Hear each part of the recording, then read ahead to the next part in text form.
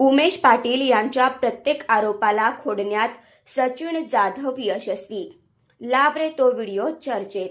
जिल्हा परिषद व पंचायत समिती निवडणुकीच्या प्रचारात खरं तर गटातील गावांमधील रस्ते, प्राथमिक आरोग्य केंद्र, पाणी पुरवठा, मूलभूत सुविधा आणि त्यासाठी होणारा पाठपुरावा हे मुद्दे केंद्रस्थानी असणं अपेक्षित असतं.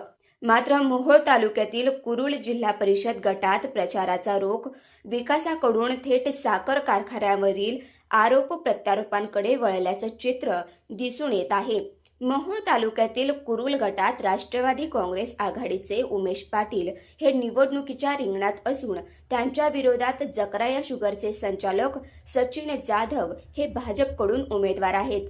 विशेष म्हणजे पंढरपूर, मंगळवेढा आणि मोहोळ या तिन्ही तालुक्यातील मोठ्या प्रमाणातील ऊस जकराया शुगर कारखान्याला जातो.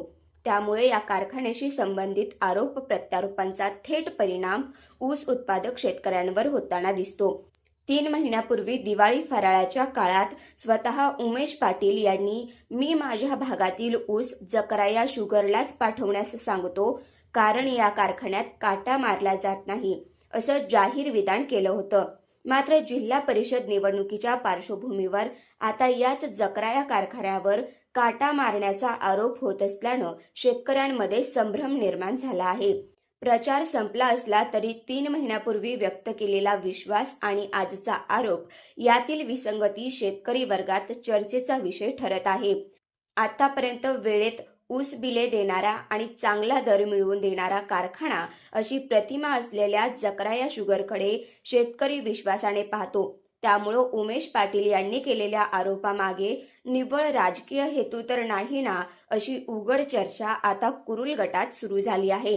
त्यामुळं ऊस उत्पादकांमध्ये उमेश पाटील यांच्याबाबत चीड आणि नाराजी व्यक्त होताना दिसत आहे.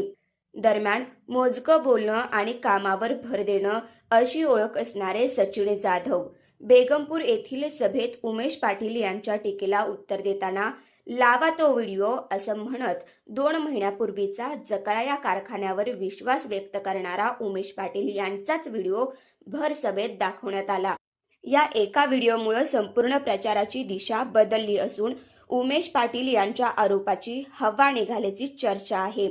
सध्या या घटनेची चर्चा संपूर्ण कुरुल गटात रंगली असून सचिन जाधव यांचं विकासभिमुख विजन, भाजपच्या वरिष्ठ नेत्यांशी असलेले त्यांचे संबंध आणि कारखाना व्यवस्थापनाचा अनुभव यामुळे मतदारांमध्ये त्यांच्याबद्दल सकारात्मक वातावरण तयार होत असल्याचं दिसून येत आहे. विकासाच्या मुद्द्यांऐवजी आरोपाचं राजकारण कितपत प्रभावी ठरेल याचं उत्तर तर आता मतदारच देणार असल्याचे राजकीय निरीक्षकांचं मत आहे.